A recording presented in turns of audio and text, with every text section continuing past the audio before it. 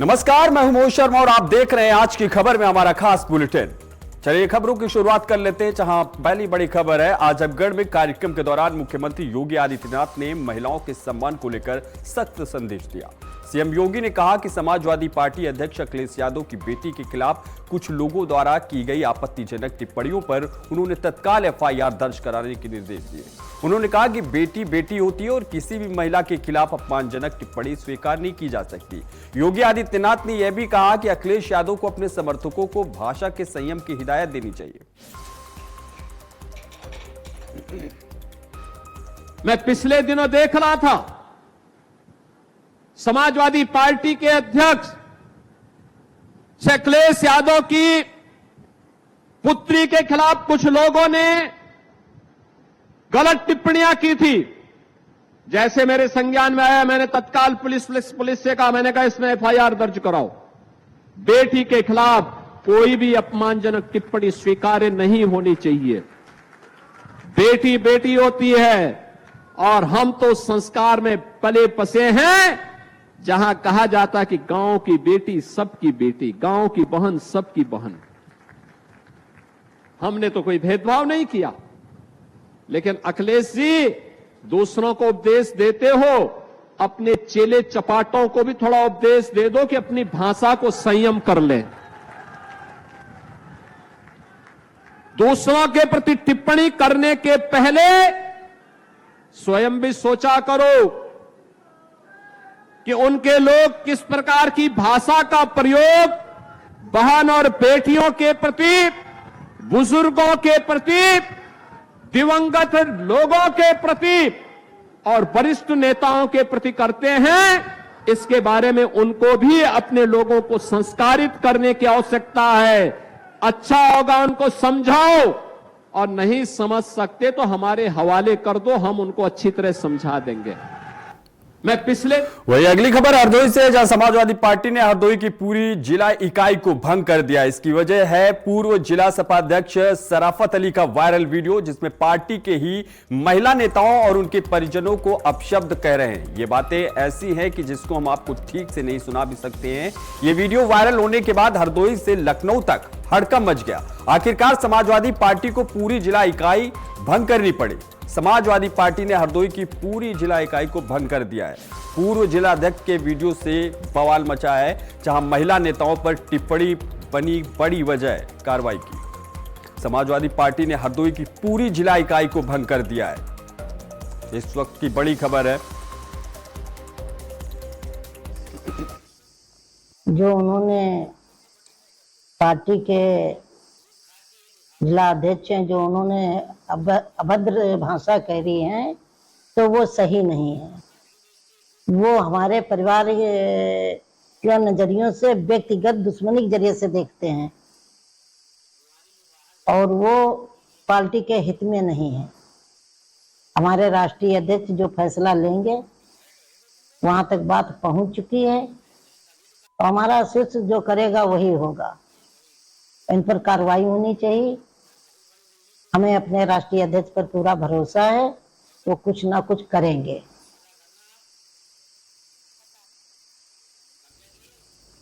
वही अगली खबर है आजमगढ़ से, जहां कार्यक्रम के दौरान मुख्यमंत्री सीएम योगी ने महाराजा सुहेलदेव को लेकर बड़ा बयान दिया। सीएम योगी ने कहा कि जब भारत एकजुट था तब विदेशी आक्रांता यहां आने से डरते थे, लेकिन जब समाज, जाति और क्षेत्र और परिवारवाद में बढ़ गया तो आक्रमण बढ़े और देश को नुकसान पहुंचा। उन्होंने आगे क्या कुछ कहा, सुनिए। याद करिए, एक समय महाराज सुहेलदेव जैसा भारत का एक अमर सेनानी था, राष्ट्र नायक था। उन्होंने विदेशी आक्रांताओं को नाके चने चबाने के लिए मजबूर कर दिया था और उन्हें नेस्तनाबूद करने का काम किया। परिणाम था, विदेशी आक्रांता भारत की धरती पर नहीं आ पाता था, डर के मारे नहीं आता था। लेकिन जब हम आपस में बंटने लग गए, जाति के नाम पर, क्षेत्र के नाम पर, भाषा के नाम पर, परिवारवाद के नाम पर, परिणाम हम सबके सामने आया और परिणाम इस रूप में आया कि महाराज सुहेलदेव के बाद मोहम्मद घोरी का हमला हुआ। महाराजा पृथ्वीराज चौहान ने एक बार नहीं 17 बार उस कायर आक्रांता को परास्त किया। वो हर बार माफी मांगता था, लेकिन एक बार चूक हुई। धोखे से पृथ्वीराज चौहान को उसने बंधक बना दिया, कैद कर दिया, अपने साथ लेकर के गया, और फिर उसने जो व्यवहार महाराज पृथ्वीराज चौहान के साथ किया, ये इतिहास हम सबके सामने है। हम वही गलती बार बार करते रहे जिस गलती का प्रमार्जन 1000 वर्ष पहले महाराज सुहेलदेव ने किया था। उसके बाद की पीढ़ी उनसे प्रेरणा नहीं ले पाई। वहीं अगली खबर बहराइच से है, जहां एआईएमआईएम के प्रदेश अध्यक्ष शौकत अली के एक बयान से सियासी हलचल बढ़ गई। शौकत अली ने महाराजा सुहेलदेव को लेकर विवादित टिप्पणी करते हुए उन्हें काल्पनिक बताया। उन्होंने कहा कि जो लोग महाराजा सुहेलदेव का बखान कर रहे हैं उन्हें इतिहास की सही जानकारी नहीं है। मैं तो राजा सुहेलदेव को राजा मानता ही नहीं हूं। अगर राजा सुहेलदेव राजा होते तो शायद उनका बहराइच में कोई किला तो होता। भाई जितने राजा थे उन लोगों ने अपने रहने के लिए किला बनवाया, रहने के लिए, उनकी रानियों के रहने के लिए जमीन, सब कुछ है क्या यहाँ पर? ये एक काल्पनिक है। 1000 साल पुराना इतिहास जरा मुझे बता दें कि वो कागज के पन्ने पे लिखा जाता था कि वो चमड़े पे लिखा जाता था? कौन इतिहासकार? अरे कोई भी आया कुछ भी लिख दिया तो वो इतिहास नहीं बन जाता। मैं चैलेंज के साथ कहता हूँ कि ये लोग जितने भी चैलेंज कर रहे हैं कि यहाँ ये था, यहाँ ये था, यहाँ वो था। वहीं दूसरी तरफ महाराजा सुहेलदेव को लेकर दिए गए बयान पर उत्तर प्रदेश सरकार में मंत्री ओपी राजभर ने सोशल मीडिया के जरिए तीखा जवाब दिया। उन्होंने एआईएमआईएम प्रमुख असदुद्दीन ओवैसी को संबोधित करते हुए कहा कि अपने सहयोगियों को इतिहास और मर्यादित भाषा का ज्ञान भी दें। राजभर ने अपने ट्वीट में महाराजा सुहेलदेव के संघर्ष और वीरता का उल्लेख करते हुए कहा कि बहराइच की धरती विदेशी आक्रमणकारियों के खिलाफ उनके शौर्य की गवाह है। उन्होंने उत्तर प्रदेश के इतिहास, नायकों और स्वाभिमान के सम्मान की बात करते हुए राजनीतिक विरोधियों पर भी निशाना साधा। वहीं अगली खबर है, रांची के नगरी में प्रस्तावित रिम्स 2 परियोजना को लेकर झारखंड में सियासत और विरोध दोनों तेज हो गए। यह परियोजना 110 एकड़ जमीन पर करीब 4000 करोड़ रुपए की लागत से प्रस्तावित है, जिसमें 700 बेड के साथ मेडिकल शिक्षा की भी व्यवस्था की जाएगी।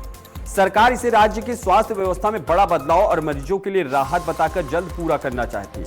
वहीं दूसरी तरफ नगरी के किसान और रैयत अपनी उपजाऊ जमीन बचाने की मांग को लेकर लगातार विरोध कर रहे हैं। स्वास्थ्य मंत्री इरफान अंसारी ने साफ कहा कि रिम्स 2 हर हाल में बन के रहेगा, जबकि विपक्ष सरकार पर किसानों की अनदेखी का आरोप लगा रहा है।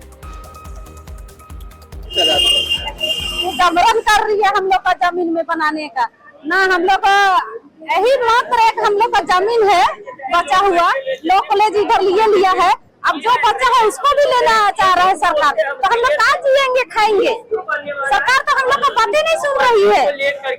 एक नोटिस भी भेजा जाता है कहीं भी बिना नोटिस, बिना ग्राम सभा, जबरन काम और एकदम जबरन। हम लोग पास पूरा पेपर है, पेपर को भी कोई देखा नहीं जा रहा है। कारण क्या है? देखिए पिछले साल हम लोग विरोध किया तो काम रुका है ना। हम देखिए सरकार अगर बोलती है कि हमने मुआवजा दिया है तो आप मुआवजा के दस्तावेज दिखाइए। हम इस जमीन में नहीं चढ़ेंगे, मुंह से बोलने से नहीं होगा ना। आपको दिखानी होगी दस्तावेज कि हाँ आप मुआवजा हमें दिए हैं। यहाँ पे जो रैयती खेतियारी किसी को किसी प्रकार का नोटिस गया है ना किसी को मुआवजा मिला इस जमीन का, जबरन यहाँ पे कार्य किया जा रहा है।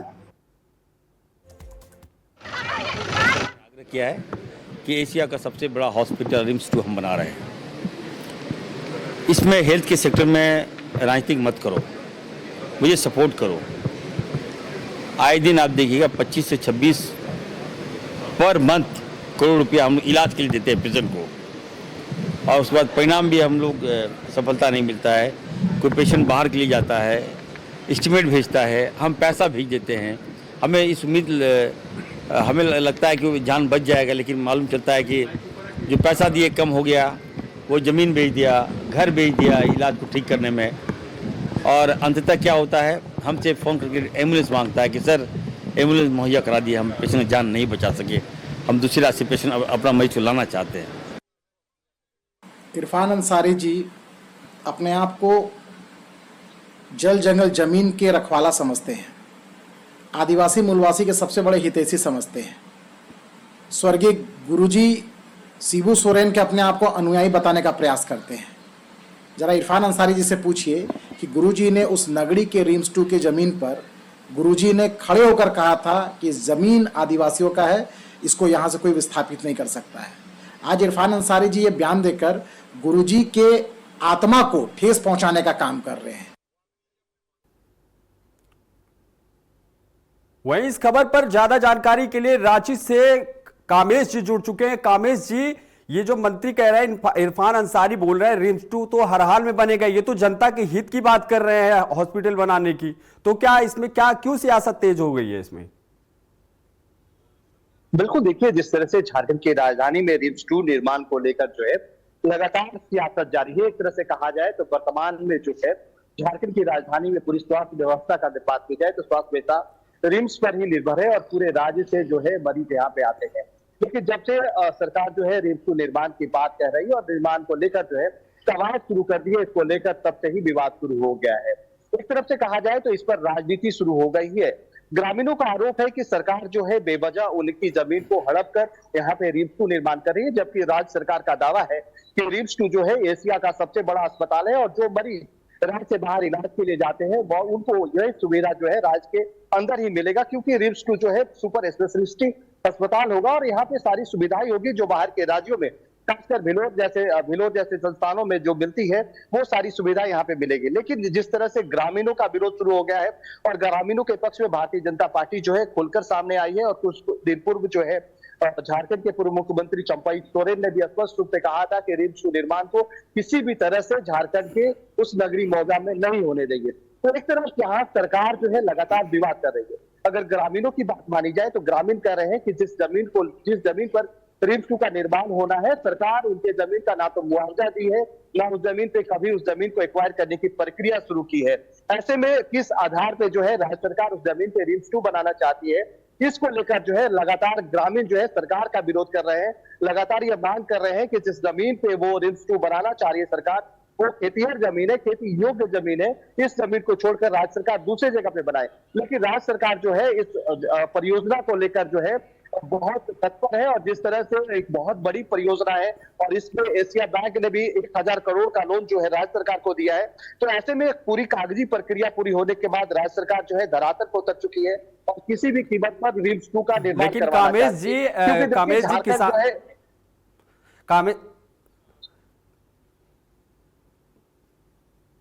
थैंक यू, बहुत बहुत जानकारी के लिए धन्यवाद आपको। अगली खबर की ओर रुख कर लेते हैं, जहां डॉलर बढ़ेगा तो चाय होगी महंगी। स्मार्ट मीटर पर अखिलेश का हमला है, ममता पर एफआईआर नहीं होनी चाहिए, महंगाई को लेकर सरकार पर निशाना साधा। ना डॉलर ऊपर जाएगा और रुपया नीचे जाएगा, साधारण भाषा में यही है कि उतनी चाय महंगी हो जाएगी। याद करो जब 40 रुपए 50 रुपए डॉलर रहा होगा तो चाय की कीमत क्या रही होगी। आज मैनपुरी में भी 15-20 रुपए की चाय मिल रही होगी। तो सोचिए डॉलर जब ऊपर जाएगा तो आपकी चाय महंगी हो जाएगी। डीजल पेट्रोल की कीमत कहां पहुंचा दी। जो लोग कहते थे गैस सिलेंडर गरीबों को फ्री देंगे, हर दूसरे तीसरे दिन आप देखते हैं कभी डीजल की कीमत बढ़ जाती, पेट्रोल की कीमत बढ़ जाती, अब गैस सिलेंडर की कीमत बढ़ रही है। खाद दे नहीं पा रहे हैं ये लोग, खाद के लिए किसानों को कागज लेकर के जाना पड़ रहा है, तब कहीं जाकर के 2 बोरी मिल रहा है और 2 बोरी भी उसमें चोरी हो रही है। स्मार्ट सिटी बनाने वालों ने स्मार्ट मीटर लगाए थे, हम बधाई देना चाहते हैं गरीबों को, किसानों को, उन्होंने स्मार्ट मीटर उठा के फेंक दिए। तो एक तरफ जहां महंगाई बढ़ रही है, भ्रष्टाचार बढ़ रहा है, इनके मंत्री लोग बेईमानी कर रहे हैं। अभी सुना होगा एक मंत्री जी का विभाग हटाया गया, उन्हें हाफ कर दिया गया है और मैं आपको यकीन ये दिलाता हूं इनके कई विधायकों की टिकट साफ हो जाएगी। चलिए आपको और ले चलते हैं, सीएम योगी संबोधित कर रहे हैं जनता को, क्या कुछ कह रहे हैं आइए सुनाते हैं। पंचायत अध्यक्ष बड़लगंज श्रीमती प्रीति उमर जी, भारतीय जनता पार्टी के जिलाध्यक्ष श्री जनार्दन तिवारी जी, माया शंकर शुक्ला जी, महिला मोर्चा की प्रदेश उपाध्यक्ष श्रीमती अस्मिता चंद जी, चिल्लूपार विधानसभा से जुड़े हुए सभी मेरे उपस्थित बहन और भाइयों, आज मुझे इस पावन धरा में आने का अवसर प्राप्त हुआ है। इस कार्यक्रम को आयोजित करने और आप सबके साथ संवाद बनाने के लिए दिए इस अवसर के लिए यहां के लोकप्रिय विधायक श्री राजेश त्रिपाठी जी को, यहां के लोकप्रिय सांसद श्री कमलेश पासवान जी को हृदय से धन्यवाद देते हुए आप सबका मैं हृदय से अभिनंदन करता हूं, स्वागत करता हूं। ये धरा मां सरयू के आंचल में है, अत्यंत उर्वरा भूमि है और यहां का नौजवान देश और दुनिया में जहां कहीं भी गया उसने अपनी प्रतिभा और अपने परिश्रम का एक लोहा मनवाया है। एक समय था बाढ़ की त्रासदी और कनेक्टिविटी के भाव में ये क्षेत्र पलायन करता था।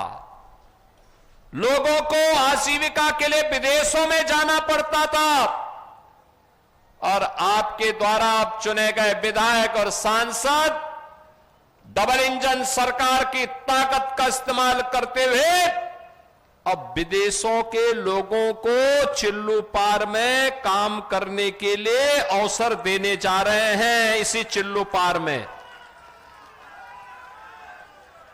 आपने देखा होगा, पहले हम लोगों ने धुलियापार में जो बंद पड़ी चीनी मिल थी उसकी खाली जमीन में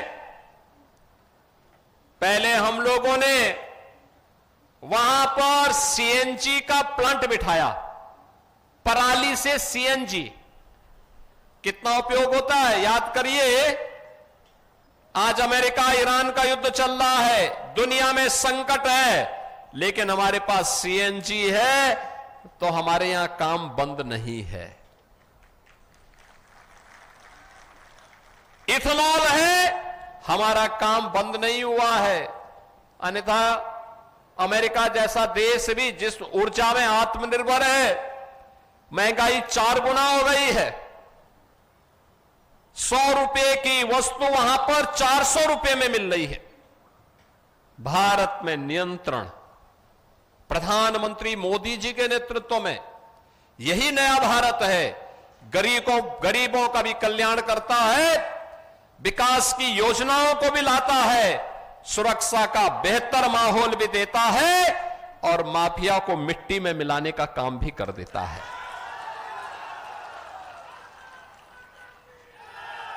कोई सोचता था 2017 के पहले कि धुलियापार में इंडियन ऑयल का सीएनजी का ये प्लांट लगेगा, और कोई सोचता था कि सैजनवा की गीड़ा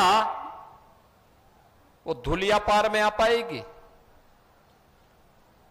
आप सोचो, अब यहां ग्रेटर गीड़ा हम बनाने जा रहे हैं। यहां पर अभी से हजारों करोड़ रुपए के प्रस्ताव आ गए हैं, जिन प्रस्तावों को हमें यहां उद्योग के रूप में स्थापित करना है। इसमें सीमेंट की फैक्ट्री भी यहां लगने जा रही है। सीमेंट की फैक्ट्री आपके इसी धुलियापार क्षेत्र में लगने जा रही है। एक पावर प्लांट का भी, एक आधुनिक पेंट का भी, और साथ साथ अत्याधुनिक डिस्टिलरी भी, जिसमें आज की दवाइयां बनती हैं, जितनी भी मॉडर्न मेडिसिन है, एलोपैथ की दवा, इन सब के निर्माण की कार्रवाई भी यहां पर होने जा रही है। इतना ज्यादा निवेश के प्रस्ताव भारी पैमाने पर। याद करिए, राम जानकी मार्ग, एक समय आवागमन ठप। आपको लखनऊ जाने के लिए मजबूर होने के लिए, उपचार के लिए लखनऊ जाने के लिए मजबूर होना पड़ता था। न कनेक्टिविटी थी, न रोडवेज की बस थी, न कोई अन्य साधन थे। जैसे तैसे चल पाता था। आज बेहतर कनेक्टिविटी हुई है। सड़कों का जाल बिछा है। और मैंने तो बोला है राजेश जी को, भाई आप जितना प्रस्ताव देंगे हम स्वीकृत करेंगे, क्योंकि मैंने यहां की पीड़ा को नजदीक से देखा है। यहां के नौजवानों ने मेरे साथ कार्य किया है, जूझे हैं। जब श्री राजेश त्रिपाठी जी ने यहां होम्योपैथ कॉलेज स्वीकृत करवाया था, उस समय काम तो आगे बढ़ा, समाजवादी पार्टी की सरकार आई, उसने काम रोक दिया। जिन लोगों को उस समय चुन करके भेजा था, उन्होंने कानों में तेल डाल करके इसको अनसुना कर दिया, क्योंकि राजेश त्रिपाठी ने स्वीकृत कराया है, इसलिए वह काम आगे नहीं बढ़ेगा। लेकिन जब 17 में फिर से हमारी सरकार आई, हमने राजेश जी रोज मिलते थे, कहते थे कि ये काम हो जाना चाहिए, जल्दी हो जाए। और मुझे प्रसन्नता है, आज यहां पे आयुष के डॉक्टर बन रहे हैं। आयुष के डॉक्टर यहां इसी विधानसभा क्षेत्र में बन रहे हैं। अब डॉक्टर बनाने का काम, आयुष डॉक्टर, ट्रेडिशनल मेडिसिन का एक नया केंद्र चिल्लू पार बन रहा है। बाढ़ के बचाव के लिए प्रस्ताव जो भी आएंगे, मैंने जल शक्ति मंत्री से भी कह रखा है, भाई जो भी प्रस्ताव आते हैं वहां की समस्या का समाधान होना चाहिए।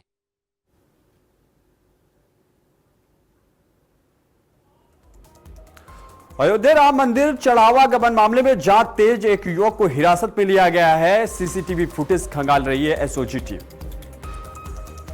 अयोध्या के चढ़ावे मामले में जहां चोरी का आरोप लगा है, एक युवक को हिरासत में लिया गया है। सीसीटीवी फुटेज खंगाल रही है एसओजी टीम।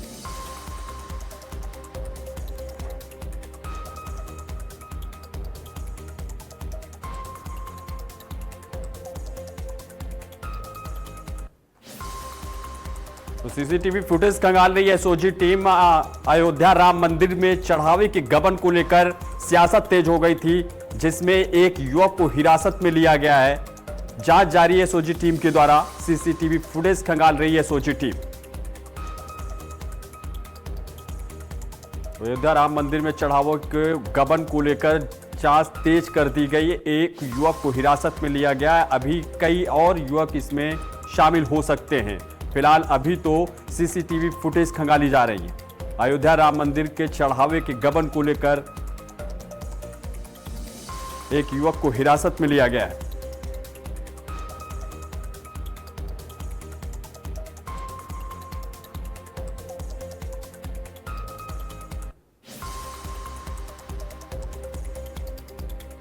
तो एक युवक को हिरासत में लिया गया है, जहां पर अयोध्या में चढ़ावे के गबन को लेकर सरकार जांच कर रही है। एसओजी टीम लगाई गई है, जहां पर अयोध्या में राम मंदिर चढ़ावे के गबन में जांच तेज की गई है।